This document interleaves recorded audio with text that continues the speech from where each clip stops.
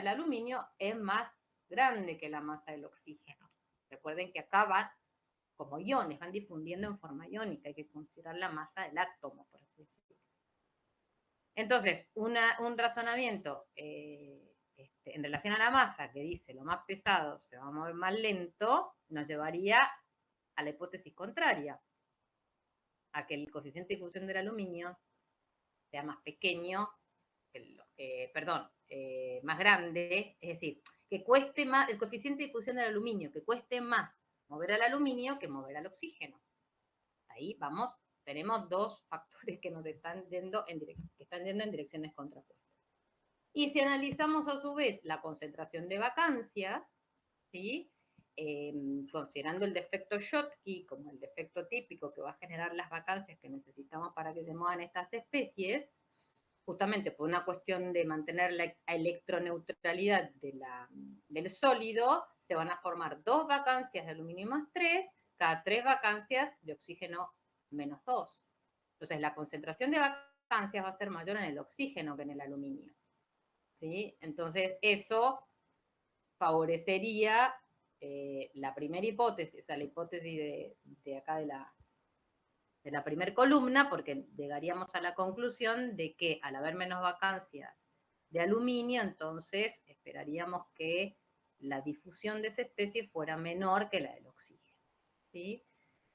Y la pregunta es, bueno, ¿qué pesa más? No tengo idea. Es decir, nosotros no tenemos elementos para saber cuál de estos factores que analizamos, que lo importante, o sea, la moraleja del problema es que todo esto va, o sea, ustedes tendrían en principio que intentar analizar todos los factores puestos en juego y sería ideal si pudiéramos llegar a una conclusión, que en este caso es difícil. Entonces, bueno, si uno va a la literatura, ustedes tienen disponibles en los libros que tienen a disposición gráficas de este tipo asignadas a las especies y ahí ven que el anión que se mueve, por lo que ve, a ver, el anión es el que se mueve más lento. En consecuencia, puede pensarse que el radio es el factor que más peso tiene, es decir, yendo a los datos experimentales, se ve que en la alúmina policristalina el que tiene menor coeficiente de difusión es el oxígeno. ¿Sí? Entonces, bueno, interpretado eso en términos de los factores que analizamos, lo único que lleva a esa conclusión es la relación de los radios, que es como vos empezaste diciendo. Pero bueno, la idea es que ustedes hagan el análisis lo más completo posible. ¿Sí? Entonces, bueno, de acuerdo a eso, la curva 1 correspondería a la especie C y la curva 2 a la especie B. ¿Sí? Perfecto, profe. Muchas gracias. No, no. Profe, te hago Sí. una pregunta que me quedó respecto al error que había en el video con el radio del potasio, porque vos lo habías justificado como que si era 0,33 el del potasio, no podía haber sustitución intersticial porque el del magnesio era más grande, pero si había un error y el del potasio era 1,33, el No, del no, magnesio... no, la justificación, no, me parece que la justificación, a ver, yo tengo que decir la justificación digamos, por la cual es más probable que sea, es más probable, no lo sé en realidad, te juro, no lo sé. En este caso es difícil porque la diferencia de radios es importante, pero analizando el hecho, lo que va en contra, a ver, espérate, es difícil también pensar que el magnesio puede entrar intersticialmente, más que nada por el grado de ionicidad que tienen los enlaces potasio-cloro. Cuando el magnesio entre va a estar cerca de otros potasios, y si el potasio tiene una grado, o sea, si el enlace potasio-cloro es muy iónico, significa que él tiene una carga, el potasio me refiero, tiene una carga positiva muy concentrada. Entonces, por más que el magnesio por cuestión de tamaño pueda entrar en un hueco, va a estar muy inestable porque va a estar rodeado de especies de la misma carga. Entonces, eso es lo que hace que digamos, pensar en el magnesio intersticial también nos haga dudar sobre si realmente esa condición es energéticamente favorable. Claro, Eso claro. es lo que importa. No Pero, ¿Cómo, sí, perdón? no, está bien pero que por condición de tamaños en realidad se podría, o sea, no sería una justificación de que no. Es que ahí el tamaño, es decir, el magnesio más 2 es 0,65. ¿No? O sea, si vos lo comparas al 1,33 del potasio, sí, lo clasificarías como un ion pequeño, el magnesio más 2. ¿Sí? 0,65 es un ion pequeñito si lo comparo con un 1,33 del potasio. Pero el tema ahí no solo es el tamaño, que por el tamaño, bueno, podríamos pensar que entrara intersticial, pero ojo, en realidad lo que nos advierte, como te digo, en este caso creo que erraríamos menos si planteamos las dos posibilidades como probables, como igualmente probables. Y se pueden hacer los dos planteos, plantear las ecuaciones de reacción de creación de efectos para ambos casos, porque ambas conducen a lo mismo. Hay que generar vacancias de potasio. ¿Sí? Ya sea que consideres que el magnesio entra sustitucionalmente o entra intersticialmente, se forman vacancias de potasio y de ahí en adelante podemos seguir resolviendo el problema exactamente igual. Genial. ¿No? Hola, ¿qué tal, profe? Sí, ¿qué tal? Quería hacer unas consultas del seminario 5, de Sí. lo que sería la parte de DRX, que es la segunda mitad de la guía. Sí, eso, aguardamos un segundito, Pedro. A ver, para ser ordenados, ¿alguien más tiene dudas de los seminarios anteriores para pasar del 5? Aparte, por ahí algunos todavía no vinieron y ya se desconectan. Yo tengo algunas del 4 de la segunda parte, o sea, de lo que era de la semana pasada, digamos. Bueno, si te parece, Pedro, terminamos con el 4 o sea, terminamos con lo anterior al 5 y después nos ponemos con el 5. Dale. Listo. Y respecto al 5, gracias que Pedro hizo la pregunta, porque entiendo que este año hemos organizado distintos los contenidos. En realidad el seminario está organizado primero para que hayan visto análisis térmico diferencial y después difracción de rayos X. Me ha quedado así organizado de algún año anterior donde el tema se vio al revés. Entonces, bueno, sepan disculpar que van a tener que saltear los primeros ejercicios de análisis térmico para llegar en el 6 o 7 a lo que es difracción de rayos X, que sí entra en el parcial. O sea, y que cronológicamente Ezequiel este año lo ha dado antes que análisis térmico. ¿Sí? Eso te iba a preguntar, o sea que es la segunda mitad lo que se puede hacer de ese seminario. Claro. Sí, Okay. sí. Cuando es clara la diferencia o sea, no da confusión cuando empiezan a tratar temas de difracción de rayos X, que empieza con un problema así muy conceptual de cómo se generan los rayos X, cómo interactúan con la materia, bla, bla. Simplemente para que no se olviden de que también tienen que saber bien la teoría. Pero, discúlpeme, me quedó así este año, no lo arreglé para estar acorde a la cronología de la teoría, pero se entiende perfectamente qué es lo que corresponde a análisis térmico y qué es lo que corresponde a difracción de rayos X, que sí entra en el parcial. Análisis térmico va a entrar en el segundo parcial. Bien, entonces ya, disculpa pedida, otra más. Vamos a la duda que tenía Sol y quien quiera consultar de los seminarios anteriores. Esperad, Sol, ya que también para ir en orden. De dudas de seminarios anteriores, ¿alguien tiene? No. Bueno, entonces sí vamos al 4. Te escucho, Sol. Sí, en el 6, por ejemplo, en el B, cuando quise aplicar la fórmula, digamos, para despejar me pedía la energía de activación, no tenía tampoco el valor de D sub 0. ¿Estamos en el 5 o en el 6? En el 6B. Y la tenés que sacar del dato que te da. A ver, tenés dos ecuaciones con dos incógnitas. Pero como dos ecuaciones, tengo una sola, o sea, me están diciendo una sola temperatura y un solo coeficiente de difusión, o también uso lo que me dieron en el enunciado, porque... A ver, no, espérame un segundito. Ah, claro, uso lo que está en el enunciado No, en no, la no, primera pero- parte y después lo que está en el B. Y de ahí tengo Claro, las 2 y sí, 2. sí, Está sí, bien. sí, sí, sí, efectivamente. Sí, lo leí mal. No, yo también ya estaba mareada porque, ay, ¿por qué? ¿Cómo puede ser? Si, bueno, no importa. Listo. No, lo leí como en 2 partes y no presté atención. Después, por ejemplo, en el 8, no supe bien qué es conclusión sacar, porque, o sea, yo entendí que cuando se le agrega azufre, la tensión superficial del hierro sólido cambia, o sea, va bajando.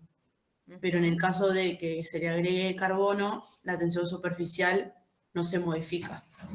Pero no sé qué significa, o sea, qué significa que el azufre es más compatible con el hierro, entonces la No, tensión... bueno, de alguna manera, no, quizá haya alguna cuestión de compatibilidad, pero no lo vería tanto por eso, sino porque tienen que tener en cuenta lo siguiente, cuando, o sea, la tensión superficial, entiéndase como la energía interfacial sólido-vapor, define significativamente cómo se distribuye una fase en otra, ¿sí?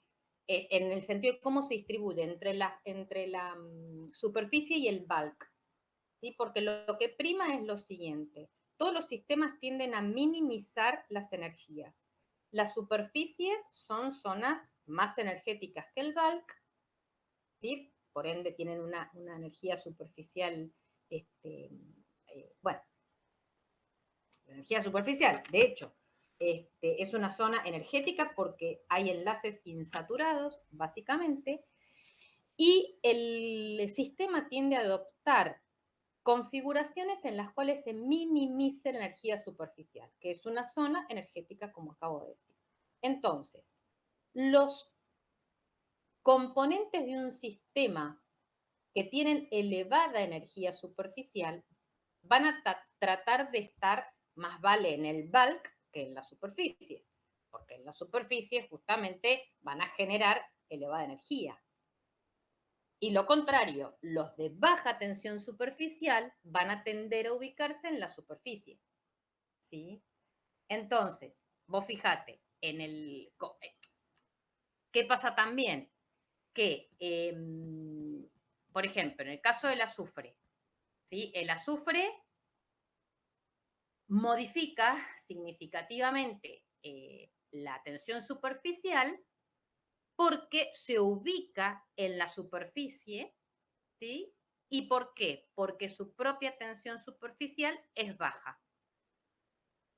Entonces, como es baja, se ubicó en la superficie y al estar en la superficie altera, de hecho baja, fíjate, porque al aumentar la concentración de azufre, la tensión superficial del sistema baja.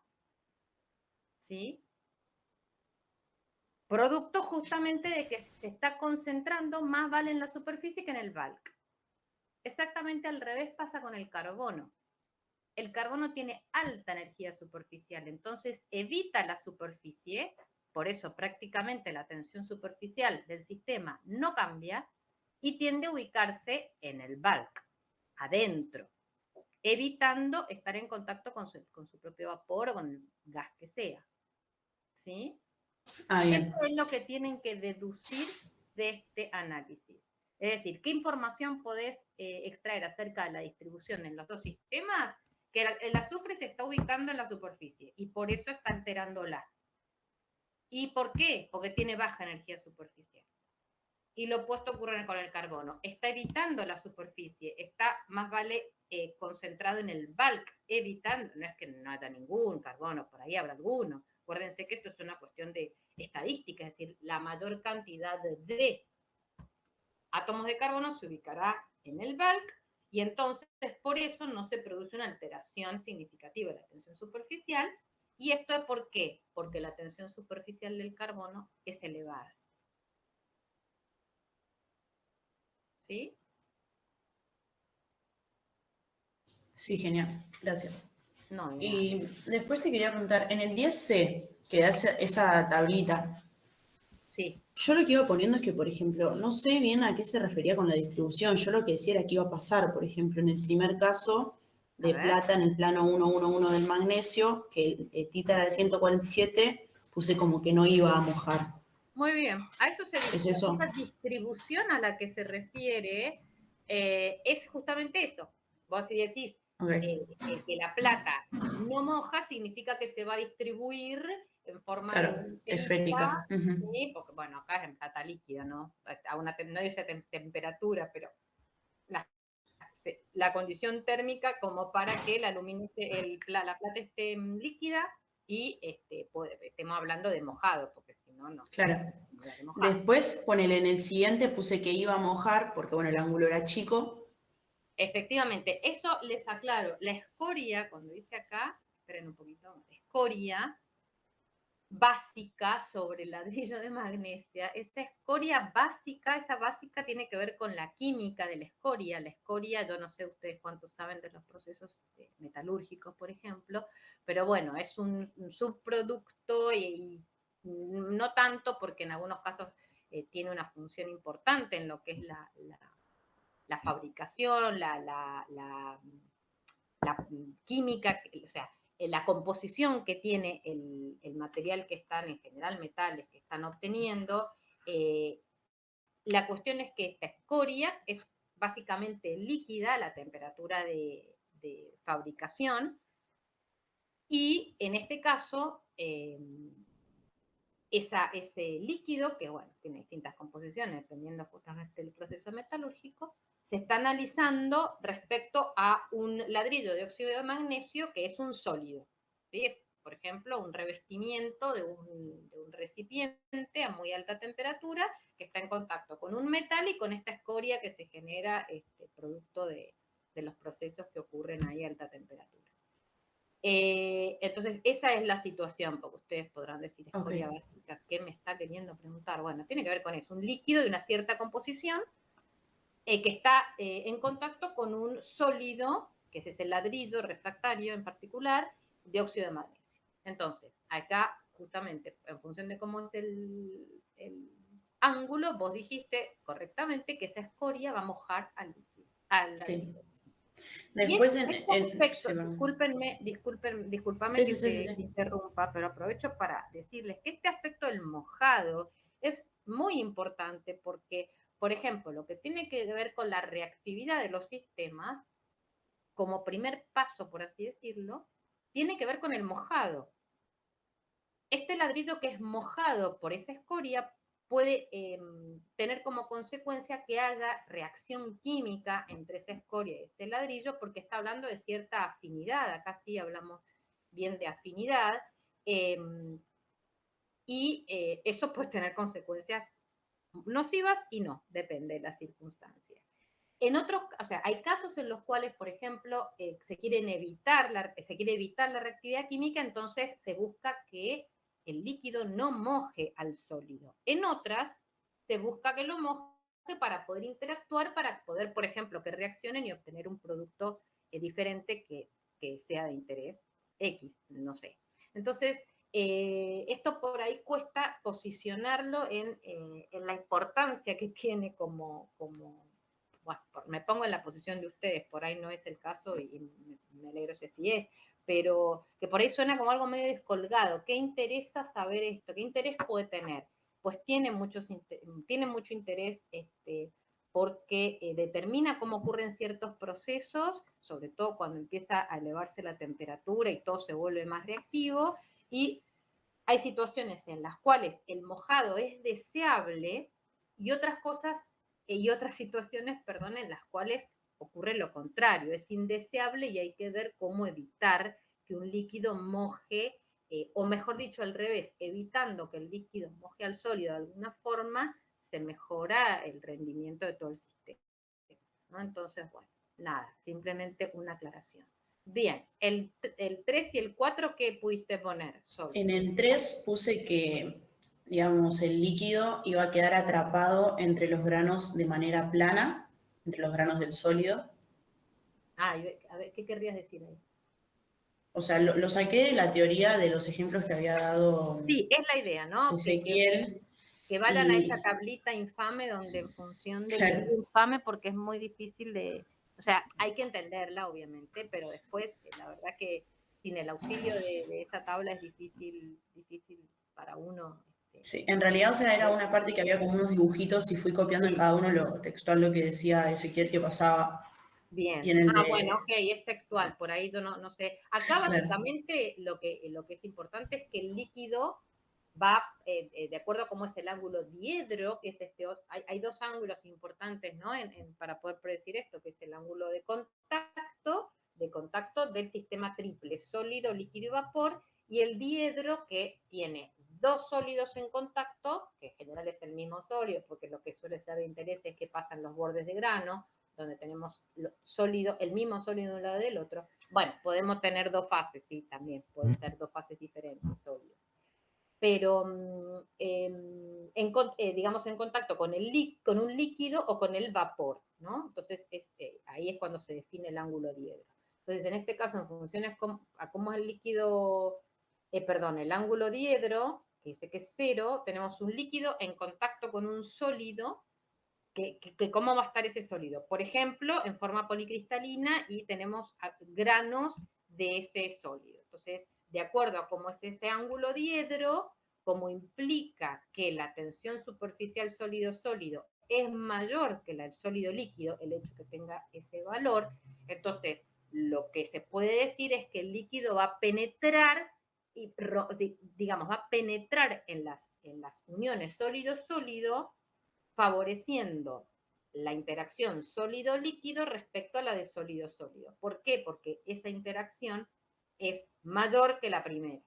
Entonces, evitamos siempre con la idea de reducir la tensión, la energía superficial, la energía del sistema. Entonces, si ustedes tienen una tensión superficial sólido-sólido más elevada que la del sólido líquido en cuestión, entonces el líquido va a estar más en contacto con el sólido, evitando las interacciones sólido-sólido. Entonces ahí, por eso el líquido penetra las superficies sólidas, las separa y las penetra, ¿sí? Qué bueno, Claro. vos completabas la descripción con esto de que, a ver, volvé a leerlo, Sol. Que la segunda fase queda atrapada entre los granos de manera plana. O sea, como que el dibujito es, digamos, granos que están como en un líquido, por así decirlo. Entonces, claro, en las uniones de los... Claro, exacto, en las uniones donde habría borde de grano, en realidad ahora tenés líquido, por así decirlo. Perfecto, esa es la idea. Muy bien. Y después en el último, como tenía ambas cosas, ahí medio que no sabía bien qué poner, porque si bien el ángulo de 45, el tita de 45, diría como que mojaría, el de 90 grados del diedro es que la segunda, es lo que yo había puesto, que la segunda fase, o sea, el líquido, queda atrapada en pequeñas islas entre los granos del sólido. Exacto, hay una penetración pero parcial. Entonces no llega a formar una fase continua como la forma en el caso anterior, que realmente el líquido pasa a ser continuo, por eso dice que te queda así en esa. Acá no llega a ser continuo completamente, pero hay cierto grado de penetración en función de cómo es el ángulo diedro, que te está indicando que el gamma sólido-sólido es mayor que el sólido líquido, pero no tanto como en el caso anterior, y entonces no es completa la penetración. Pero sí, básicamente se refiere a eso. Bien, y por último te quería preguntar el 11, y bueno, ya está, pues ya también se termina la guía, ¿no? Pero... Porque se termina bien. Que decía, indique qué diferencias existen entre los factores que determinan la energía superficial líquido-vapor y la sólido-vapor en una sustancia pura. ¿Qué consecuencias traen estas diferencias sobre la forma que adopta las superficies líquidas y sólidas? No sé si eso sacarlo de un libro o si iba algo numérico o qué, porque... No es numérico, es, bueno, conceptual. Yo entiendo que esto lo ven con Ezequiel. Sí, verlo lo ven. El tema, en realidad, acá, esto es simplemente para que ustedes, son esas cosas que por ahí uno detecta que ustedes le dan, ustedes me refiero al alumno en general, le da por ahí poca bolilla y es importante que simplemente tengan ciertas ideas claras.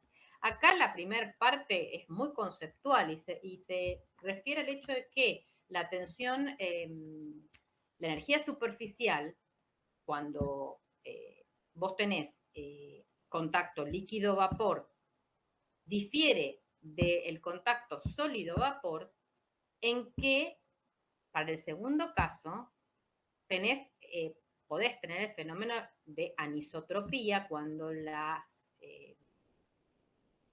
el sólido no es cúbico, es decir, cuando no todos los planos, incluso siendo cúbico, no me animo, sí, incluso, no sé, cuando los planos de un cristal tienen distinto grado de empaquetamiento y distinta composición, cada plano va a tener una energía superficial diferente, ¿sí? Esa dependencia con te diría, la dimensión del espacio que estés analizando o el plano que esté siendo expuesto, hace que la tensión superficial tenga dependencia con la dirección en la cual la estés analizando, tenga lo que se llama anisotropía, ¿sí? Que el líquido no tiene, el líquido es completamente homogéneo, igual, mejor dicho, en todas las direcciones, es isotrópico. Entonces, la tensión superficial solo depende de las variables típicas como son composición de ese líquido, temperatura, presión. No salimos mucho de ahí. En cambio, en el sólido, a esas dependencias hay que agregar el plano al que se expone. ¿Sí? Entonces, esa es la fundamental diferencia. Indique qué diferencia existe entre los factores. Bueno, tenemos los mismos, a excepción de que la tensión superficial sólido-vapor también depende del plano en cuestión. ¿Por qué? Básicamente porque no todos los planos son iguales. Excepto, como te digo, que tuvieras por ahí una estructura cúbica y tampoco porque los planos, si cortamos bueno, no quiero decir una cosa por otra. Bueno, vamos a ponerlo más general, total. No todos los planos son iguales y entonces no tienen el mismo grado de empaquetamiento, aunque tuviéramos una red metálica con todos los átomos iguales, y por ende hay una dependencia con ese aspecto, que el líquido no tiene. Y entonces, ¿qué consecuencias tenemos sobre la forma que adoptan las superficies? Líquido y sólido. Bueno, en el caso del líquido, cuando está en contacto con su vapor, ¿qué forma suele adoptar? Pregunto para todos. ¿El líquido dijiste? Sí. Una forma de gota. Una forma de gota, o, bueno, en realidad la gota es por pero de forma esférica, ¿sí? ¿Por qué? Porque la esfera es la que minimiza el área. El área está garantizado que se minimiza en esa forma geométrica. Entonces, como da lo mismo digamos, la dirección que esté considerando porque el líquido es isotrópico, solamente es importante reducir el área superficial. Entonces, la forma que adopta el líquido en contacto con el vapor es una gota esférica. En el sólido, primero, no tenemos una superficie así continua, sino que generalmente el sólido es facetado, ¿sí? Está expuesta una superficie plana que va cambiando posiblemente por otras cuestiones,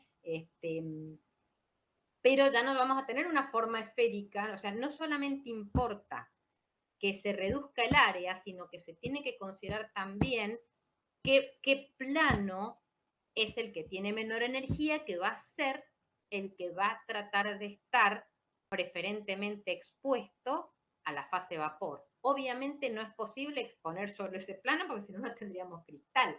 Pero bueno, va a tender la forma que adopte a exponer el plano que menor energía tiene. ¿Sí? Entonces se va a combinar la menor área con la menor energía superficial inherente al plano en cuestión. ¿Sí? Está bien. Eso seguro que Ezequiel se los ha dicho y se los ha dicho mejor que yo. Bueno, eso en lo que se refiere al primer inciso. Y el otro inciso, que seguramente también qué decir respecto al segundo, al ítem B. No sé si alguno habrá intentado escribir algo, pero la idea es que acá vean, primero, cómo justamente, fíjense, tenemos un material alumina obtenido con una ligera y no tan ligera diferencia en la composición, porque en un caso es alúmina pura, el de la izquierda, y el otro tiene un pequeño agregado de un dopante, que es óxido de magnesio. Fíjense cómo la microestructura, es decir, cómo están, cómo son morfológicamente los granos, esto que se ve acá, digamos, las entidades que vemos acá en estas micrografías, después van a ver cómo, digamos, van a ver el equipamiento que se utiliza para hacer este tipo de imágenes, que es la microscopía electrónica. Eso seguramente, quizá ya lo vieron en alguna materia, pero lo van a ver más en detalle acá más adelante. Fíjense que estamos viendo tamaños de 5 micrones, ¿sí? Muy, pero muy pequeños. Estos con un óptico, con un microscopio óptico, ya no lo ven. Necesitan ir a un microscopio que tenga mayor resolución. Bueno, no importa, eso es una anécdota. La cuestión es que ustedes están viendo acá los granos, cómo son los granos de un material policristalino de aluminio. Y fíjense que los granos son muy diferentes. Ustedes tienen justamente en la imagen de la izquierda, pueden visualizar esto de la anisotropía, porque tienen un grano que está creciendo muy, por ejemplo, hay un cacho de grano grandote ahí arriba, que ha crecido mucho en una dirección y poco en la otra. ¿Por qué? Porque justamente ese plano que está exponiéndose en ese crecimiento tiene menor energía que el otro. De hecho, la alúmina es una estructura hexagonal en donde se espera que haya mucha anisotropía o anisotropía en las características de la red dependiendo de la dirección del espacio que esté considerándose, ¿sí? Entonces acá se pone en evidencia esa característica que mencionábamos recién, que en función de cómo es la estructura, el crecimiento de ese sólido va a ser siempre exponiendo el plano menos energético. Entonces eso se traduce en esta fuerte anisomería, se diría, de los cristales, de los granos, ¿sí? Que son muy desarrollados en una dirección y menos en la otra. Granos, se dice, elongados. Eso, cuando hay óxido de magnesio, se rompe, por así decirlo, completamente. Fíjense que pasan a tener una morfología. Este tipo de morfología se la clasifica como equiaxial, porque justamente es prácticamente, ustedes lo están viendo en el plano, ¿no? Lo están viendo como un circulito, más o menos, ¿no? Más o menos. No es que sean tal cual, pero bastante parecidas las dimensiones en las dos ejes del espacio que están viendo acá, seguramente en el otro eje también. Entonces se habla de granos equiaxiales, solamente por haber agregado 0,5% en peso de óxido de magnesio.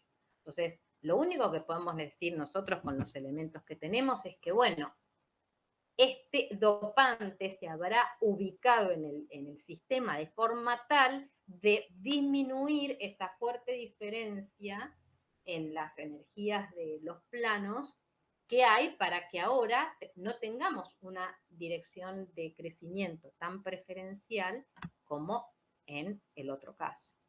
Más de eso no podemos decir. Yo no puedo decirles más que eso. Esto es un sistema súper conocido y seguramente hay una explicación más profunda que no es necesario que la sepamos en este momento. Simplemente para que vean un ejemplo donde se pone fuertemente de manifiesto esto que les estoy diciendo, de crecimientos preferenciales en ciertas circunstancias y cuando no lo tenemos. Se da un material con muy distintas características, porque esto obviamente, esta diferencia microestructural va a repercutir en propiedades del material, ¿no? Hay que decir.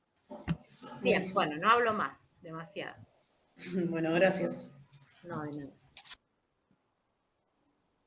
Ahora sí, ¿alguien más tiene dudas del seminario 4?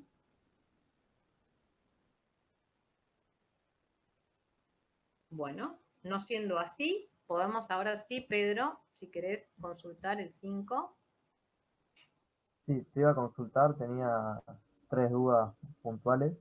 Bueno.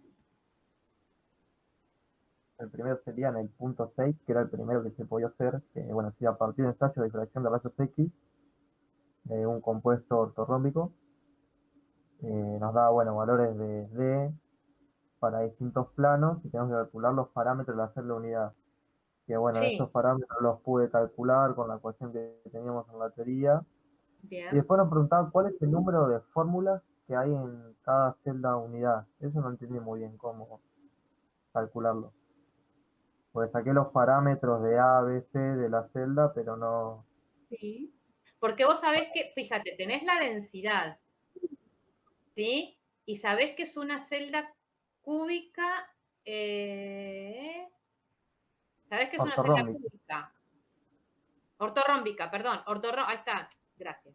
Ortorrómbica y sabés cuáles son los valores de las aristas en cada una de las dimensiones, luego podés sacar el volumen. Con el volumen podés sacar la masa que está contenida en cada celda unidad. Como conocés cuál es la fórmula del compuesto, podés sacar su peso molecular. Entonces, comparando la Claro, masa de la celda unidad con el peso molecular, vas a poder sacar cuántas fórmulas hay. Fórmula se refiere básicamente a eso, a claro. cuántos Sí, sí. pesos átomos, o Sí, sea, a la cuántos, cantidad que entran en una celda. claro, Claro, exacto. perfecto, perfecto. Después, bueno, el 7 que era calcular el perfil de Sí, penetración el 8, hasta 15 micrones. Ah, sí. yo acá lo tengo como 7. Ah, Ah, bueno, puede ser porque, viste, voy cambiando, no tengo todos los años, pero sí, sí, frecuentemente voy cambiando los órdenes y eso y bueno. Pero sí, sé claro, qué problema es. Muy bien. está bien. Sí, en el inciso A, el perfil de penetración siempre es Sí. decreciente de manera tipo exponencial o puede que sea en línea recta. No, no, no, es exponencial. Es más, Porque a espérate mí que te acá voy a poner en la pantalla la fórmula, es una me había variación. quedado en línea Perdóname, Pedro, pero no te escuché. recta y dije, bueno, capaz algo he hecho mal. Y No, sí, no, no es que necesario. A poner ver, capaz. viste que decimos siempre que cuando uno no tiene elementos, la primera, digamos, dependencia que uno puede considerar es que es la línea recta, ¿no? Pero en este caso no es Claro, necesario hacer la aproximación porque existe una ecuación que es la siguiente, que en la teoría la tienen, ¿eh? sí, sí. Espérate que te la muestro. Voy a compartir la pantalla.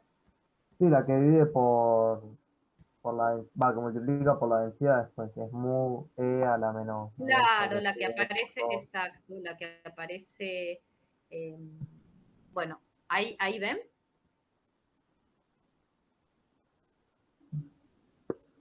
Sí, Bien, es esta fórmula donde digamos, la intensidad que pasa, ¿sí? La transmitida luego de atravesar un determinado espesor de material respecto a la inicial, que es eso lo que vos tenés que sacar, ¿sí? ¿Qué fracción está siendo transmitida o vos tenés que sacar la penetrada? Bueno, no importa, pero acá está en función de la ecuación está en función de la transmitida luego de atravesar un cierto espesor, es un exponencial de menos este coeficiente mu sobre la densidad por la dimensión, o sea, ¿cómo es? La profundidad que estás analizando, ese valor X. Entonces, la única, digamos, dificultad que tiene el problema, dificultad nada, simplemente hay que hacer un paso adicional, que es calcular este mu sobre rho. ¿Sí? Que es un coeficiente que depende de las características del material y que digamos, no todos los materiales interactúan de la misma manera y en función de eso digamos, va a ser distinto el nivel de absorción que tienen el material en relación a la radiación incidente. Entonces, bueno, este coeficiente que mide básicamente eso, se calcula, es un coeficiente que depende de las especies involucradas en el material. No depende del estado de agregación, no depende de cómo estén combinadas, depende de los átomos que están formando parte de ese material.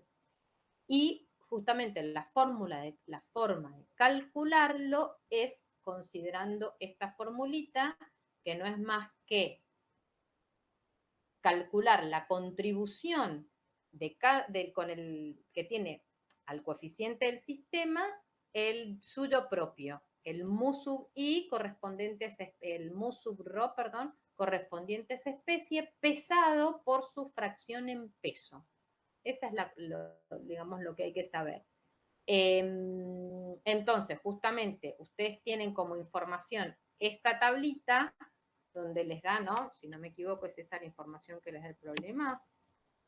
No, o sea, sí, tenés que hacer la sumatoria mágica esa que ahí te da los Claro, porque resultados. ustedes tienen el mu sobre rho para las dos especies involucradas, porque bueno, verán que la lúmina es un sólido, un cerámico muy famoso, muy utilizado, porque es muy sencillo, o sea, bueno, tiene una serie de propiedades.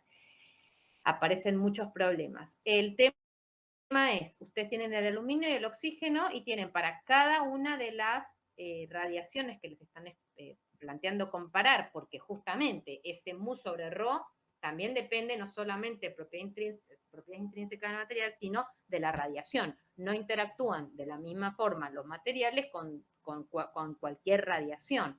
¿Sí? Entonces, por eso ese mu sobre rho para aluminio y para oxígeno depende a su vez de cada una de las especies, de los tipos de radiación que se esté utilizando.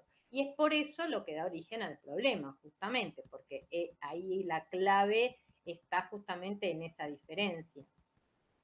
Entonces, con esos valores que tenemos ahí, calculando la fracción en peso del aluminio y del oxígeno en la lúmina, hacen esta sumatoria y calculan para las tres radiaciones cómo es el mu sobre rho.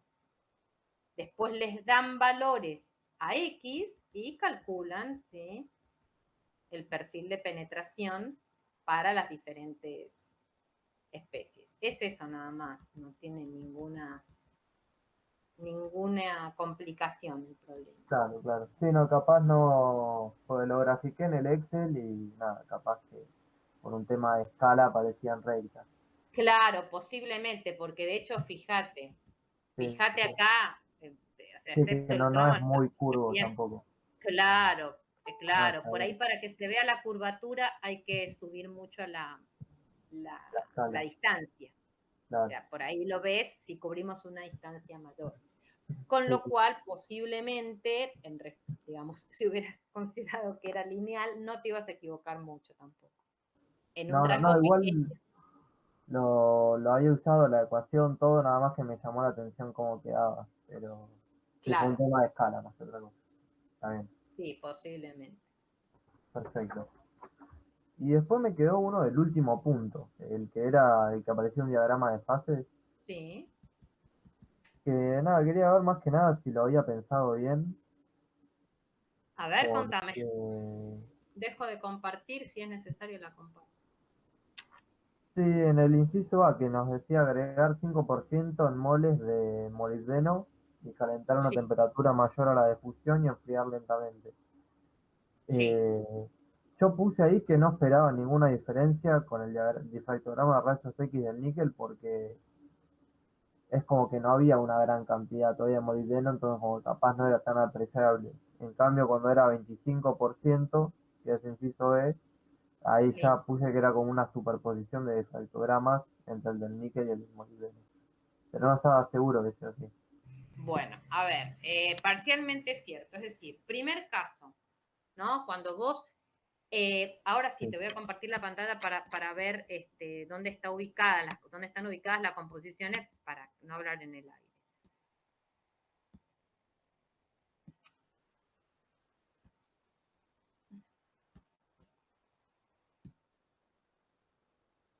Bueno, ¿ven ahí?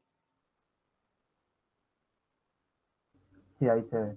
Bueno, en el primer caso estamos en el diagrama, en este puntito rojo, ¿no es cierto? Porque hemos agregado, acá tenemos el 100% de níquel, hemos agregado 5%, ¿sí?, de molibdeno. Te dice que calentás hasta llevaste a una temperatura superior a la de fusión y enfrías lentamente tal que el sistema, el enfriamiento lento indica que el sistema trata de seguir la evolución que indica el equilibrio. Entonces, bueno, si vos bajas lentamente la temperatura, va a haber una región donde se formen bueno, no importa qué. Vos vas a ir enfriando lentamente y vas a obtener todo esto es solución sólida del molibdeno, bien digo, en níquel. Donde vos me decís 5%, bueno, primero, independientemente de la cantidad que pongas, ¿qué efecto va a tener sobre lo que se determina por rayos X el hecho de formar una solución sólida? Sustitucional en este caso, ¿no? Aparición de nuevos picos en el espectrograma, ¿Por comparado a qué? la sustancia original. ¿Por qué decís que aparecen nuevos picos? Por la forma en la ¿Qué cambia? O sea, cuando vos sustituís algunos átomos de níquel por molibdeno, ¿cambia la estructura cristalina? tendría que haberme fijado eso, claro. Capaz tienen la misma forma de empaquetar, ¿no? Es que, a ver, no cambia la estructura cristalina, no cambia. Sí hay un cambio, pero no cambia la estructura cristalina. No recuerdo cuál es la forma en la que cristaliza el níquel, pero ponerle que sea FCC, por decirte algo. Sí. Va a seguir siendo FCC porque justamente la solubilidad, o sea, una sustancia admite a otra como soluto siempre y cuando no implique una distorsión muy severa de su estructura, porque si no deja de ser soluble, ¿sí? Claro. Y la segrega como otra fase o se transforma en un nuevo compuesto totalmente diferente. Que no es el caso. A vos el diagrama de equilibrio te está diciendo que ahí se forma una solución sólida. Entonces, lo que está generando el molibdeno en la estructura de níquel no es tan severo, sigue siendo la misma estructura cristalina, pero hay una diferencia, porque el molibdeno no es níquel, es molibdeno. Entonces, Claro. lo que está modificando son distancias interplanares, porque justamente por las diferencias de volumen, los planos dejan de estar distanciados de la misma manera, a la misma distancia que como están en el níquel puro. Entonces, lo que vos vas a observar, independientemente de la cantidad, no, perdón, está mal lo que estoy diciendo, lo que va a pasar, independientemente de que yo lo pueda observar o no realmente en el difractograma, y ahora vamos a ver por qué, es que hay un corrimiento de los planos, una variación de las distancias interplanares que debería impactar entonces en el difractograma, porque el difractograma justamente muestra picos en relación a cómo es la distancia interplanar. Entonces, si la distancia es distinta, el pico se va a mover. Ahora, no va a cambiar el aspecto general, la cantidad de picos y la intensidad relativa no va a cambiar. Claro. Lo único que va a cambiar es la posición de los picos. En función de cómo sea, si es más chica, más grande, ahora, ese nivel de detalle lo pueden hacer, pero no es tampoco necesario. Es más grande el molibdeno, algunas distancias se achicarán, bueno, no importa, pero sí que va a haber corrimiento. Sí. ¿En qué se correría? ¿En lo que sería el 2 θ? Claro, en lo que sería el 2 θ, exactamente, lo que sería el 2 θ. Ahora, si la cantidad es muy pequeña, lo que varía la distancia interplanar no lo detecta el equipo, porque vos viste que el equipo tiene siempre un nivel de resolución. Claro, claro. Y entonces, por ahí, la diferencia no la alcanzás a ver si la cantidad que pusiste es muy pequeña. Pero con un 5% yo te diría que esperaría ver esa diferencia. Está bien. Si hablaras de un 0,05 o de un 0,5 ahí, bueno, es poquito. Claro. Pero 5% yo te diría que esperaría ver esa diferencia. Para un O sea, corrimiento. podría distinguir lo que es níquel puro de lo que es níquel con molibdeno, porque se verían diferentes en ese sentido. Corrimiento de picos. Va a haber la misma cantidad de picos y la intensidad relativa de los picos tampoco va a ser diferente, porque eso depende fundamentalmente de cómo es la estructura. Claro, perfecto. O sea, se correrían en este caso los picos. Fundamentalmente.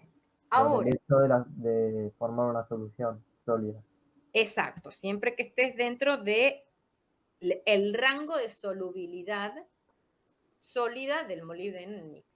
Ahora, fíjate que ese rango no es completo, eso ya te lo está diciendo el diagrama, porque empiezan a aparecer cosas cuando agregas molibdeno, empiezan a aparecer otros compuestos. De hecho, cuando vos te vas al ítem B, que es 25%, acá tengo este otro puntito rojo, fíjate, donde indica el sistema del ítem B, vos aumentás la temperatura por encima de la difusión, enfrías muy lentamente y lo que te obtenés al final, chingui, chingui, chingui, chingui, es un nuevo compuesto que es justamente el gamma molibdeno níquel 3. Ahora sí, ahora tengo otro compuesto, otro sólido, reaccionó el molibdeno con el níquel, formó otro sólido que es diferente, o en principio, en estructura, en distancia interplanar, en todo, respecto del níquel. Entonces, ahora sí, voy a ver otro difractograma. ¿Sí? Ahí sí lo pone, bueno, puede que cristalice en la misma estructura, pero bueno, acá la idea es, en principio sería otro difractograma. Está bien.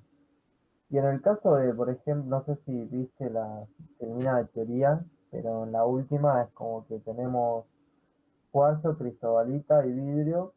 Sí. Cuando están las tres es como que el difracto, o sea, no sé si el difractograma, ¿qué es el difractograma? Es como una mezcla de los tres, o sea, es como que se suman los tres.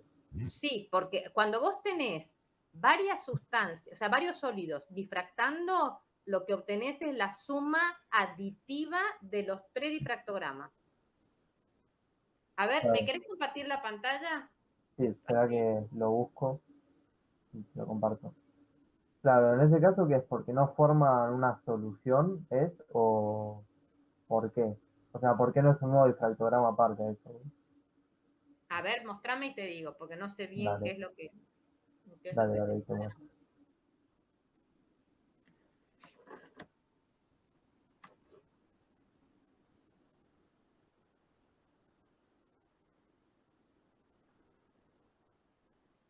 Ahí comparto.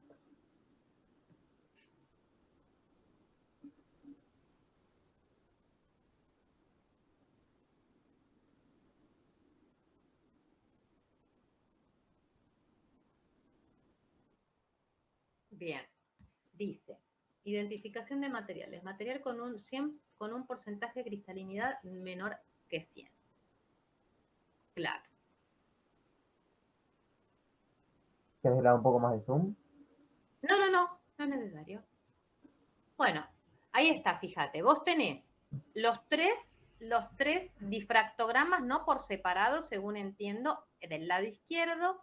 En Claro. negro tenés el difractograma característico de un material no cristalino, donde Sí. no tenés picos definidos, tenés una banda, Sí. que no es una, vos fíjate, es una banda que algo más tiene, porque no es una banda simétrica. Bueno, no vamos a entrar en mucho detalle, pero Sí, decía que era el orden a corto alcance.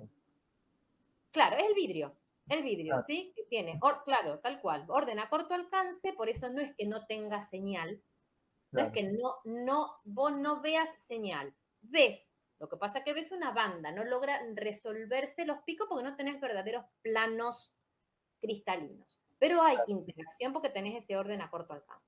Después tenés el difractograma correspondiente al cuarzo, ¿sí?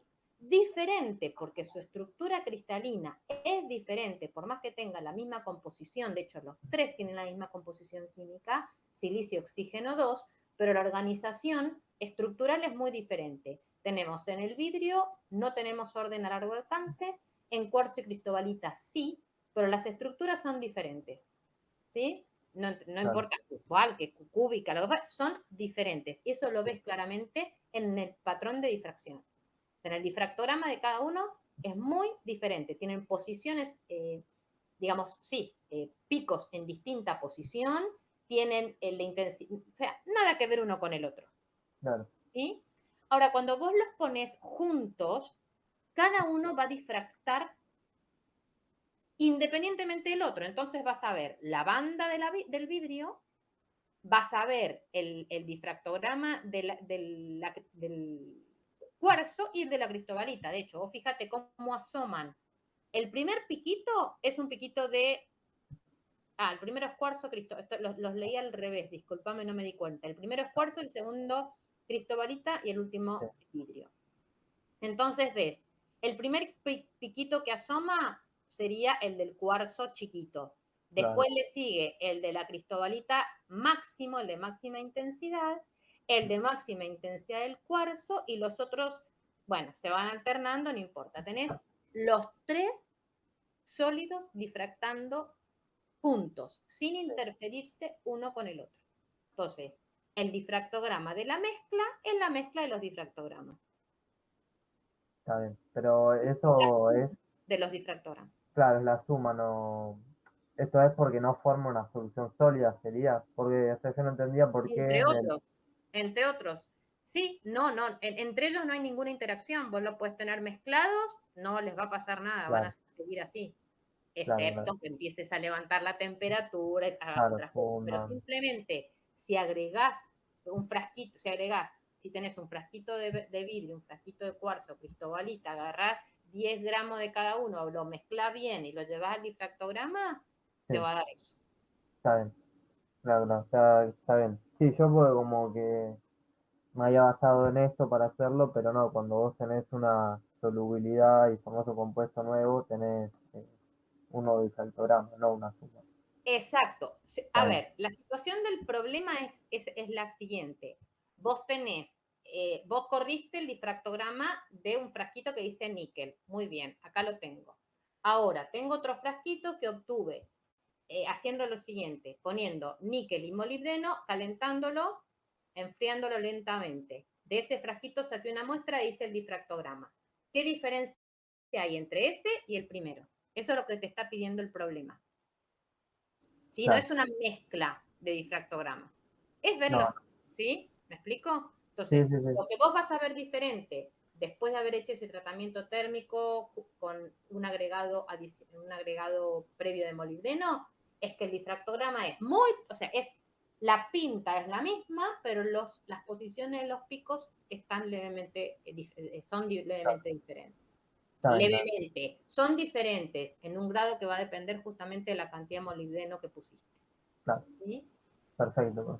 Justamente hay un punto en el cual la cantidad de molibdeno hace que se forme otro compuesto. Entonces, el segundo frasquito le pusiste más molibdeno, lo volviste a calentar, lo enfriaste lentamente y ahora se formó otro compuesto. No es níquel, solución sólida con molibdeno, es otra cosa. Luego le llevaste el difractograma, te dio otro difractograma porque es otra estructura cristalina diferente, un compuesto diferente totalmente al níquel. Entonces, lo que vea es muy diferente, no puedo a priori hacer ninguna relación. Ahora, si yo mezclara esos tres, voy a tener la superposición de todo eso. Está bien, ¿Sí? perfecto. Mezclados. El níquel va a tener su difractograma y lo vas a poder distinguir los picos que corresponden al níquel, los que corresponden al níquel con 5% molibdeno y los que corresponden al compuesto S, todos los picos correspondientes solapados, o sea, juntos. Si se solapan en posición en algunos picos, que puede pasar, verás un pico muy intenso porque es la suma de todos. De los tres. ¿Sí? Acá, de hecho, fíjate, entre lo que vos me estás mostrando, hay un pico que se superpone. El anteúltimo, ¿no? El anteúltimo, claro. Bueno, eso, si realmente se superponen, entonces las intensidades van a ser la suma y los vas a ver muy, digamos, aumentado en intensidad respecto a que si no estuviera el otro sólido, ¿no? Sí. Acá en este caso igual sería, por pregunta más que nada, ¿no? De curiosidad, que por ejemplo marca una intensidad la cristobalita pero ya la del vidrio a ese ángulo es mayor. ¿Por qué se verían igual? O sea, es como que se están sumando, por eso sería el tema. Ay, repetime la pregunta, no entendí. Para ver si marcando va a ser más fácil. No sé si se ve el cursor. Sí se ve. A ver.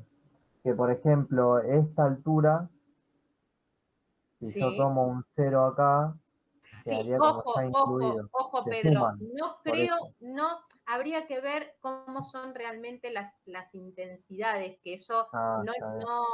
no creo que esté en intensidad real estas ejes sí. Ah, está bien. Te lo está mostrando magnificado para que lo veas.